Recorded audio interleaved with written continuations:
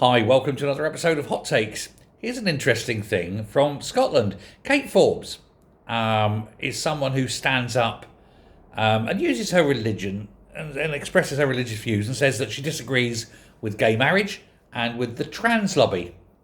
And there are others like that. There are others in the SNP who have these similar views. And she's pushed back with terms such as birthing person. You know, she said no, the mother. She doesn't like all these non-gendered terms for what are clearly gendered items. She doesn't like it, and I agree with her actually.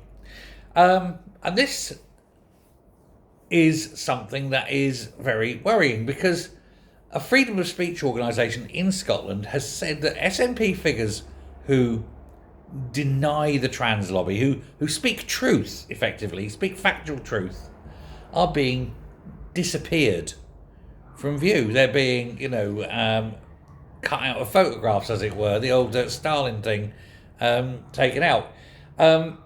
Fraser Hudson, I don't know how you pronounce this, Hudson, something like that. Hudghton, you decide. Director of the Free Speech Union Scotland, spoke out after it emerged that Kate Forbes had asked civil servants not to use the term birthing person in official documents. And of course, her pushback against this term has been revealed. But the Scottish Civil Service disliked it, but they had to obey because she was there. But they were really upset at having to do it. They tried to redact the term initially, and then they were forced to actually use the term after the redaction was rejected, and had to actually put the term mother rather than birthing person.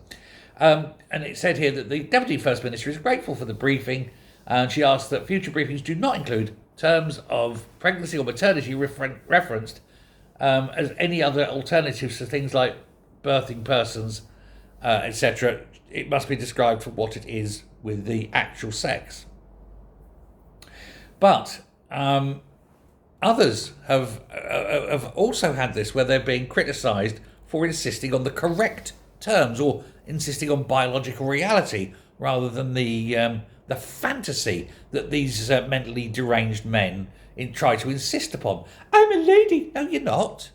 How about I identify as a lady? You can identify as a sponge if all I care, but you can't make me identify you as a lady when you're clearly not.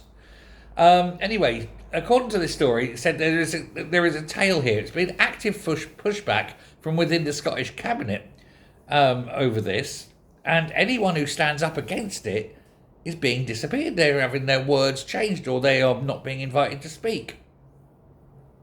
Now, we all know only a woman can get pregnant.